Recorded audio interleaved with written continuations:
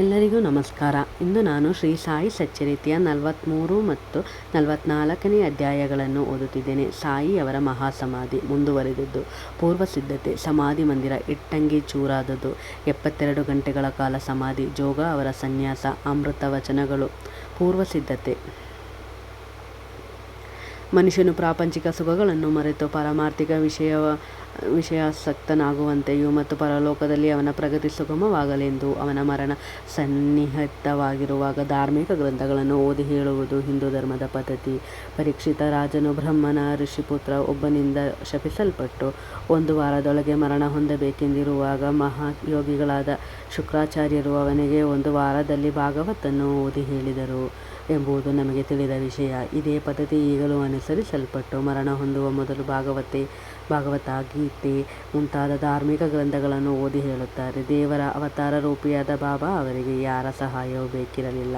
ಆದರೆ ಸಾಮಾನ್ಯ ಜನರಿಗೆ ಪಾಠ ಕಲಿಸಲು ಅವರು ಸಹ ಇದೇ ಪದ್ಧತಿಗಳನ್ನು ಅನುಸರಿಸಿದರು. ತಾವು ಮರಣ ಹೊಂದುವವರೆಂದು ಅವರಿಗೆ ತಿಳಿದಾಗ ವಜೆ ಎಂಬ ವಕ್ತರಿಗೆ ತಮ್ಮ ಮುಂದೆ ಶ್ರೀರಾಮ ವಿಜಯವನ್ನು ಓದಿ ಹೇಳುವಂತೆ ಆಜ್ಞಾಪಿಸಿದರು. ವಜೆಯವರು 1 ವಾರದಲ್ಲಿ ಅದನ್ನು ಓದಿ ಮುಗಿಸಿದರು. ಬಾಬಾ ಅವರ ಇನ್ನೊಂದು ಸಲ ಓದಿ ಹೇಳುವಂತೆ ಆಜ್ಞಾಪಿಸಿದರು. ಈ ರೀತಿ 11 ದಿನಗಳು ಗತಿಸಿದವು. 3 ದಿನಗಳಲ್ಲಿ ಮತ್ತೊಂದು ಬಾರಿ ಪಠಿಸಿ ವಜೆ ಬಹಳ ಬಳಲಿದರು. ಆಗ ಬಾಬಾ ಅವರು ವಜೆಯವರ ಪಠಣ ನಿಲ್ಲಿಸಿದರು. ಇದಕ್ಕೆ 2 ದಿನಗಳ ಮುಂಚೆ ಬಾಬಾ ಭಿಕ್ಷೆ ಬೇಡುವುದನ್ನು ಬಿಟ್ಟು ಸುಮ್ಮನೆ ಮಸೀದಿಯಲ್ಲಿ ಕುಳಿತಿರುತ್ತಿದ್ದರು. ಕೊನೆಯ ತನಕವೂ ಅವರು ಜಾಗೃತರಾಗಿದ್ದು ಭಕ್ತರಿಗೆ ಉಪದೇಶಗಳನ್ನು ಮಾಡುತ್ತಲೇ ಇದ್ದರು. ತಮ್ಮ ನಿರ್ಗಮನದ ಕಾಲವನ್ನು ಯಾರಿಗೂ ಸರಿಯಾಗಿ ತಿಳಿಸಿರಲಿಲ್ಲ. ಕಾಕಾ ಸಾಹೇಬ ಮತ್ತು ಬೂಟಿಯವರು ಪ್ರತಿದಿನವೂ ಬಾಬಾ ಅವರ ಜೊತೆಯಲ್ಲೇ ಊಟ ಮಾಡುತ್ತಿದ್ದರು. ಆದರೆ 15/10/1918ನೇ ದಿನ ಮಾತ್ರ ಅವರು ತಮ್ಮ ಮನೆಗೆ ಊಟಕ್ಕೆ ಹೋಗುವಂತೆ ಆಜ್ಞಾಪಿಸಿದರು. ಆದರೂ ಲಕ್ಷ್ಮೀಬಾಯಿ ಶಿಂದೆ, ಬಾಗೂಜಿ ಶಿಂದೆ, ಬಾಯಾಜಿ ಪಾಟೀಲ, ಲಕ್ಷ್ಮಣ ಜೋಶಿ, ಬಾಳಾ ಶಿಂಪಿ ಮತ್ತು ನಾನಾ ಸಾಹೇಬ ನಿಮೋಣಕರ ಇವರು ಮಾತ್ರ ಅಲ್ಲಿದ್ದರು. ಬಾಬಾ ಲಕ್ಷ್ಮೀಬಾಯಿಗೆ 9 ರೂಪಾಯಿಗಳನ್ನು ಕೊಟ್ಟು ಮೈಯಲ್ಲಿ ಸರಿಯಾಗಿಲ್ಲವೆಂದು ಹೇಳಿ ತಮ್ಮನ್ನು ಬೂಟಿವಾಡಕ್ಕೆ ಕರೆದುಕೊಂಡು ಹೋಗುವಂತೆ ಹೇಳಿದರು. ಈ ರೀತಿ ಹೇಳುತ್ತಾ ಬಾಯಾಜಿಯವರ ತೊಡೆಯ ಮೇಲೆ ಮಲಗಿ ತಮ್ಮ ಹಸುವನ್ನು ನೆಗೆದರು. ಬಾಯಾಜಿಯವರು ಅವರ ಉಸಿರಾಟ ನಿಂತಿದ್ದನ್ನು ಗಮನಿಸಿ ಕೆಳಗಡೆ ಕುಳಿತಿದ್ದ ನಾನಾ ಅವರನ್ನು ಕರೆದರು. ನಾನಾ ಅವರು ಸ್ವಲ್ಪ ನೀರು ತಂದು ಅವರ ಬಾಯಿಯಲ್ಲಿ ಹಾಕಿದರು. ಅದು ಹೊರಗೆ ಬಂದಿತ್ತು. ಆಗ ಅವರು ಓ ದೇವ ಎಂದು ಜೋರಾಗಿ ಕೂಗಿಕೊಂಡರು. ಬಾಬಾ ಅವರು ತಮ್ಮ ಕಣ್ಣು ತೆರೆದು ಹಾ ಎಂದು ಅಂದಂತೆ ಕೇಳಿಬಂತು. ಬಾಬಾ ಅವರ ಮರಣದ ವಾರ್ತೆ ಕಾಡ್ಗಿಚ್ಚಿನಂತೆ ಶಿರಡಿಯಲ್ಲೆಲ್ಲ ಕ್ಷಣ ಮಾತ್ರದಲ್ಲಿ ಪಸರಿಸಿತು. ಮಸೀದಿಯಲ್ಲಿ ಭಕ್ತವೃಂದವು ನೆರೆದು ತಮಗೆ ಉಂಟಾದ ಅಪಾರವಾದ ನಷ್ಟವನ್ನು ಕುರಿತು ಶೋಕಿಸುತ್ತಿತ್ತು. ಕೆಲವರು ಅಳುತ್ತಿದ್ದರು, ಕೆಲವರು ಬೀದಿಯಲ್ಲಿಯೇ ಮೂರ್ಛಿತರಾದರು. ಸಮಸ್ತ ಚರಾಚರಗಳು ಕಂಬನಿ ಸುರಿದವು. ಎಲ್ಲಿ ನೋಡಿದರೂ ನೀರವತೆ, ತಲೆ ಎತ್ತಿ ಶೋಕವೇ ಹೊಳೆಯಾಗಿ ಹರಿಯುತ್ತಿತ್ತು. ಆಗ ಬಾಬಾ ಅವರ ದೇಹವನ್ನು ಹೇಗೆ ಸಂಸ್ಕಾರ ಮಾಡಬೇಕೆಂಬ ಪ್ರಶ್ನೆ ಉದ್ಭವಿಸಿತು. ಕೆಲವು ಮಹಮ್ಮದೀಯರು ಮಸೀದಿಯ ಅಂಗಳದಲ್ಲಿ ದೇಹವನ್ನು ಸಮಾಧಿ ಮಾಡಿ ಅದರ ಮೇಲೆ ಗೋರಿ ಕಟ್ಟಬೇಕೆಂದು ಅಭಿಪ್ರಾಯಪಟ್ಟರು. ಋಷಾಲಚಂದ ಮರವಾಡಿ ಮತ್ತು ಅಮೀರ ಶಕರ ಅವರು ಈ ಅಭಿಪ್ರಾಯವನ್ನು ಅನುಮೋದಿಸಿದರು. ಆದರೆ ಹಳ್ಳಿಯ ಮುಖ್ಯಸ್ಥರಾದ ರಾಮಚಂದ್ರ ಪಾಟೀಲರು ಇದಕ್ಕೆ ಒಪ್ಪಲಿಲ್ಲ. ಬಾಬಾರವರ ದೇಹವನ್ನು ವಾಡ ಹೊರತು ಇನ್ನೆಲ್ಲಿಯೂ ಒಯ್ಯಬಾರದೆಂದು ಅವರು ಹೇಳಿದರು. ಈ ರೀತಿ ಭಕ್ತರಲ್ಲಿ ಭಿನ್ನಾಭಿಪ್ರಾಯಗಳು ತಲೆದೂರಿ 36 ಗಂಟೆಗಳ ಕಾಲ ಚರ್ಚೆ ಹಾಗೆಯೇ ಮುಂದುವರಿಯಿತು. ಬುಧವಾರ ಬೆಳಗಿನ ಜಾವ ಬಾಬಾ ಶ್ರೀ ಲಕ್ಷ್ಮಣ ಮಾಮ ಜೋಶಿಯವರ ಕನಸಿನಲ್ಲಿ ಕಾಣಿಸಿಕೊಂಡು ಅವರ ಕೈಯನ್ನು ಹಿಡಿದೆಳೆದು ಬೇಗ ಏಳು ಬಾಪು ಸಾಹೇಬ, ನಾನು ಮೃತನಾಗಿದ್ದೇನೆ, ಪುನಃ ಬರಲಾರೆ ಎಂದು ತಿಳಿದಿದ್ದಾನೆ. ನೀನು ಬಂದು ನನಗೆ ಪೂಜೆ ಮಾಡು ಮತ್ತು ಕಕ್ಕಡ ಆರತಿ ಮಾಡು ಎಂದರು. ಲಕ್ಷ್ಮಣ ಮಾಮ ಬಾಬಾ ಅವರ ಪರಮ ಭಕ್ತರಾಗಿದ್ದರು. ಬಾಬಾ ಅವರಲ್ಲಿ ಪೂರ್ಣ ನಂಬಿಕೆ ಇತ್ತು. ಬೆಳಗಾದ ನಂತರ ಎದ್ದು ಸ್ನಾನ ಸಂಧ್ಯಾವಂದನಾದಿಗಳನ್ನು ಮುಗಿಸಿ ಪೂಜಾ ಸಾಮಗ್ರಿಗಳೊಡನೆ ಬಂದು ಮೌಲಿಗಳ ವಿರೋಧವನ್ನು ಲೆಕ್ಕಿಸದೆ ತಮ್ಮ ಪಾಡಿಗೆ ತಾವು ಮೃತದೇಹಕ್ಕೆ ಪೂಜೆ ಆರತಿ ಮಾಡಿ ಹೊರಟು ಹೋದರು. ಬಾಬಾ ಅವರ ಅಂತಿಮ ನುಡಿಯನ್ನು ಗೌರವಿಸಿ ಅವರನ್ನು ವಾಡದ ಮಧ್ಯದಲ್ಲಿ ಸಮಾಧಿ ಮಾಡಲು ನಿಶ್ಚಯಿಸಲಾಯಿತು. ಗುಂಡಿ ತೊಡಲು ಆರಂಭ ಮಾಡಿದರು. ಮಂಗಳವಾರ ಸಾಯಂಕಾಲ ರಹತಾದಿಂದ ಸಬ್ ಇನ್ಸ್ಪೆಕ್ಟರ್ ಮುಂತಾದವರು ಬಂದರು. ಎಲ್ಲರೂ ಈ ಸಲಹೆಗೆ ಸಮ್ಮತಿಸಿದರು. ಮರುದಿನ ಬೆಳಿಗ್ಗೆ ಮುಂಬಾಯಿಯ ಅಮೀರಬಾಯಿಯವರು, ಕೋಪರಂಗಾವದಿಂದ ಮಾಮಲೆದಾರರು ಬಂದರು. ಕೆಲವರು ಬಾಬಾ ಅವರ ದೇಹವನ್ನು ಹೊರಗಡೆ ಎಲ್ಲಿಯಾದರೂ ಸಮಾಧಿ ಮಾಡಬೇಕೆಂಬ ಅಭಿಪ್ರಾಯವನ್ನು ವ್ಯಕ್ತಪಡಿಸಿದರು. ಇದನ್ನು ಕಂಡ ಮಾಮಲೆದಾರರು ವಿಷಯವನ್ನು ಮತ ನಿರ್ಣಯಕ್ಕೆ ಹಾಕಿದರು. ಬಾಬಾ ಅವರನ್ನು ವಾಡದಲ್ಲಿಯೇ ಸಮಾಧಿ ಮಾಡಲು ಭಕ್ತರು ಬಹುಮತದಿಂದ ನಿರ್ಣಯಿಸಿದರು. ಇದನ್ನು ಕಲೆಕ್ಟರ್ ಅವರಿಗೆ ತಿಳಿಸಬೇಕೆಂದು ಕಾಕಾ ಅವರು ಕೊಡುವುದರಲ್ಲಿದ್ದರು. ಆದರೆ ಬಾಬಾ ಅವರ ಕೃಪೆಯಿಂದ ಅಲ್ಪಮತೀಯರ ಅಭಿಪ್ರಾಯ ಬದಲಾಯಿತು. ಎಲ್ಲರೂ ಒಮ್ಮತದಿಂದ ವಾಡದಲ್ಲಿ ಸಮಾಧಿ ಕಾರ್ಯ ನಡೆಯಬೇಕೆಂದು ತೀರ್ಮಾನಿಸಿದರು. ಬುಧವಾರ ಸಾಯಂಕಾಲ ಬಾಬಾ ಅವರ ಶರೀರವನ್ನು ಸಕಲ ರಾಜ ಮರ್ಯಾದೆಗಳಿಂದ ಮೆರವಣಿಗೆ ಮಾಡಿ ವಾಡಕ್ಕೆ ತಂದು ಮುರಳೀಧರನ ಪ್ರತಿಮೆಗೋಸ್ಕರ ಮೀಸಲಾದ ಗರ್ಭಗೃಹದಲ್ಲಿ ಸಮಾಧಿ ಮಾಡಲಾಯಿತು. ನಿಜಕ್ಕೂ ಬಾಬಾ ಅವರೇ ಮುರಳೀಧರನಾಗಿ ವಾಡಾ ದೇವಾಲಯವಾಗಿ ಪವಿತ್ರ ಪೂಜಾ ಸ್ಥಳವಾಯಿತು. ಬಾಬಾ ಅವರು ಉತ್ತರ ಕ್ರಿಯೆಯನ್ನು ಬಾಳಾ ಸಾಹೇಬ ಬಾಟೆ ಉಪಾಸನೆ ಮತ್ತು ಜೋಗ ಅವರು ಸಾಂಗವಾಗಿ ನೆರವೇರಿಸಿದರು. ಇಟ್ಟಂಗಿ ಒಡೆಯಿತು. ಬಾಬಾ ಅವರ ಪರಲೋಕ ಯಾತ್ರೆಗೆ ಸ್ವಲ್ಪ ದಿನಗಳ ಮುಂಚೆ ಈ ಘಟನೆಯನ್ನು ಸೂಚಿಸುವ ಒಂದು ಶಕುನವಾಯಿತು.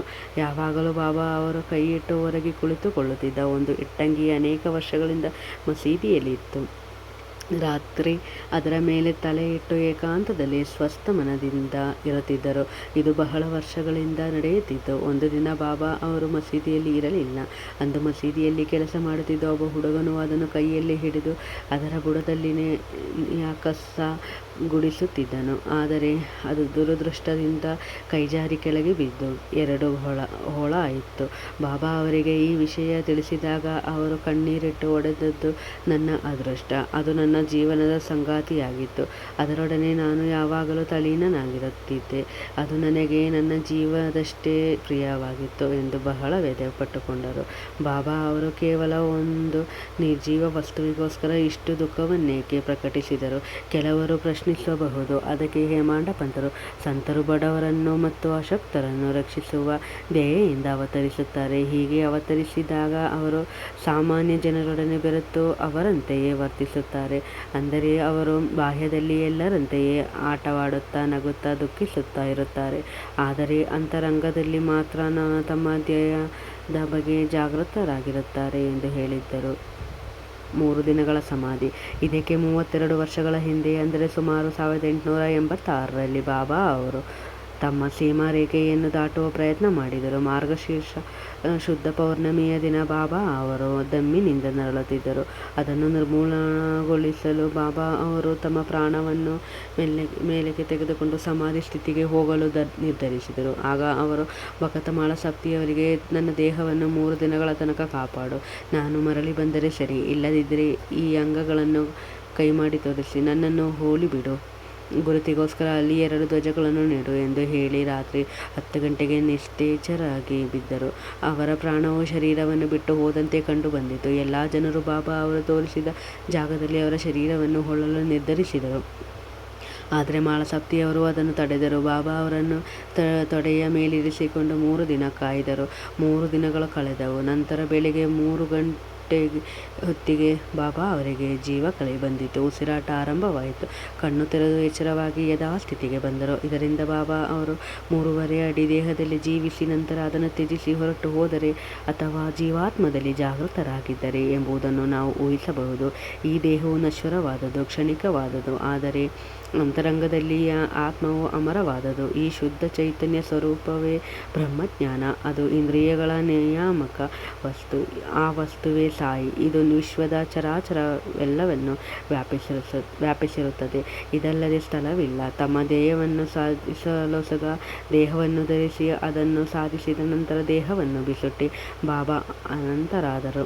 ಬಾಬಾ ಅವರು ನಿತ್ಯರು. ಅವರ ಮರಣವು ಕೇವಲ ಬಾಹ್ಯ ರೂಪವಾದದ್ದು, ಆದರೆ ನಿಜವಾಗಿಯೂ ಸಕಲ ಚರಾಚರಗಳಲ್ಲಿ ಅವರ ಆತ್ಮವು ವ್ಯಾಪಿಸಿ ಅವುಗಳ ನಿಯಮಕಾರರಾಗಿರುತ್ತಾರೆ.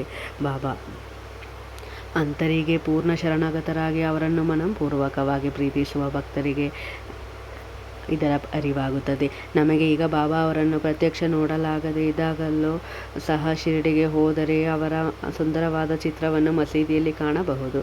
ಇದನ್ನು ಬಾಬಾ ಅವರ ಪರಮ ಭಕ್ತರಾದ ಪ್ರಸಿದ್ಧ ಚಿತ್ರಕಾರ ಶ್ರೀ ಶ್ಯಾಮರಾವ ಜಯಕರ ಅವರು ಚಿತ್ರಿಸಿರುತ್ತಾರೆ. ನಿಜವಾದ ಭಕ್ತರಿಗೆ ಈ ಚಿತ್ರವನ್ನು ನೋಡಿದರೆ ಬಾಬಾ ಅವರ ದರ್ಶನವಾದಂತೆಯೇ ತೋರುತ್ತದೆ. ಈಗ ಅಮೃತ ಶಿಲೆಯ ಸುಂದರ ಮೂರ್ತಿ ಸಮಾಧಿ ಮಂದಿರದಲ್ಲಿ ರಾಜಿಸುತ್ತಿದೆ. ಈಗ ಬಾಬಾ ಅವರು ಶರೀರವಿಲ್ಲದಿದ್ದರೂ ಸಹ ಸಜೀವವಾಗಿ ವಾಸವಾಗಿ ಇದ್ದಾರೆ. ಎಂದಿನಂತೆ ಈಗಲೂ ಅವರು ಭಕ್ತರ ಯೋಗಕ್ಷೇಮವನ್ನು ಚಿಂತಿಸುತ್ತಾ ಅವರಿಗೆ ತಮ್ಮ ಸಹಾಯವೆಸಗುತ್ತಿದ್ದಾರೆ. ಸಂತರಿಗೆ ಸಾವಿಲ್ಲ. ಅವರು ಸಾಮಾನ್ಯ ಮಾನವರಂತೆ ಕಂಡರೂ ನಿಜವಾಗಿಯೂ ಅವರು ದೇವರ ಅವತಾರ ಸ್ವರೂಪರು. ಜೋಗ ಮತ್ತು ಅವರ ಸನ್ಯಾಸ. ಬಾಪು ಸಾಹೇಬ ಜೋಗ ಅವರ ಸನ್ಯಾಸವನ್ನು ವರ್ಣಿಸಿ ಹೇಮಾಂಡ ಪಂತರು ಈ ಅಧ್ಯಾಯವನ್ನು ಮುಗಿಸಿರುತ್ತಾರೆ. ಬಾಪು ಸಾಹೇಬ ಜೋಗ ಅವರು ಪುಣೆಯ ಪ್ರಸಿದ್ಧ ವ್ಯಾಪಾರಿಗಳಾದ ವಿಷ್ಣುಬುವಾ ಜೋಗ ಅವರ ಚಿಕ್ಕಪ್ಪನವರು. ಅವರು 1919ರಲ್ಲಿ ಸರ್ಕಾರಿ ಹುದ್ದೆಯಿಂದ ನಿವೃತ್ತರಾದ ಮೇಲೆ ನಂತರ ತಮ್ಮ ಪತ್ನಿಯೊಡನೆ ಶಿರಡಿಗೆ ಬಂದು ನೆಲೆಸಿದರು. ಅವರಿಗೆ ಸಂತಾನ ಪ್ರಾಪ್ತಿ ಇರಲಿಲ್ಲ. ಜೋಗ ದಂಪತಿಗಳು ಬಾಬಾ ಅವರನ್ನು ಭಕ್ತಿಯಿಂದ ಪೂಜಿಸುತ್ತಾ ಕಾಲ ಕಳೆಯುತ್ತಿದ್ದರು. ಮೇಘ ಅವರ ಮರಣದ ನಂತರ ಬಾಪು ಅವರೇ ಬಾಬಾ ಅವರಿಗೆ ಮಸೀದಿಯಲ್ಲಿ ಆರತಿ ಮುಂತಾದವುಗಳನ್ನು ಮಾಡುತ್ತಿದ್ದರು. ಇದು ಅವರ ಸಮಾಧಿ ತನಕ ನಡೆಯಿತು. ಜ್ಞಾನೇಶ್ವರಿ ಮತ್ತು ಏಕನಾಥ ಭಾಗವತವನ್ನು ಓದಿ ಅರ್ಥ ವಿವರಿಸುವ ಕೆಲಸವು ಇವರ ಪಾಲಿಗೆ ಬಂದಿತು. ಅನೇಕ ವರ್ಷಗಳ ಕಾಲ ಸೇವೆ ಮಾಡಿದ್ದ ನಂತರ ಜೋಗ ಅವರು ಬಾಬಾ ಅವರನ್ನು ಕುರಿತು, ನಾನು ನಿಮ್ಮಲ್ಲಿ ಬಹಳ ದಿವಸಗಳಿಂದ ಸೇವೆ ಮಾಡುತ್ತಿದ್ದೇನೆ, ಆದರೂ ನನ್ನ ಆತ್ಮಕ್ಕೆ ಶಾಂತಿ ದೊರಕಿಲ್ಲ. ಸಂತರ ಸಂಪರ್ಕದಿಂದಲೂ ಸಹ ನನ್ನ ಸ್ಥಿತಿ ಉತ್ತಮಗೊಂಡಿಲ್ಲ. ನೀವು ಯಾವಾಗ ನನ್ನನ್ನು ಆಶೀರ್ವದಿಸುತ್ತೀರಿ ಎಂದು ಕೇಳಲು ಬಾಬಾ ಅವರು, ಸ್ವಲ್ಪ ಕಾಲದಲ್ಲಿಯೇ ನಿನ್ನ ಕರ್ಮವು ಸವೆಯುವುದು, ನಿನ್ನ ಪಾಪಗಳು ಸುಟ್ಟು ಬೂದಿಯಾಗುವವು, ಆಗ ನಿನ್ನನ್ನು ಆಶೀರ್ವದಿಸುತ್ತೇನೆ, ನೀನು ಆಗ ಅರಿಷ್ಟಗಳಿಂದ ಮುಕ್ತನಾಗುವೆ. ಅಂದು ಸನ್ಯಾಸವನ್ನು ಸ್ವೀಕರಿಸು ಮತ್ತು ದೇವರ ಸೇವೆ ಮಾಡು ಎಂದು ಉತ್ತರಿಸಿದರು. ಕೆಲವು ದಿನಗಳ ನಂತರ ಬಾಬಾ ಅವರ ಮಾತುಗಳು ನಿಜವಾದವು. ಅವರ ಪತ್ನಿಯು ಮೃತಳಾದಳು.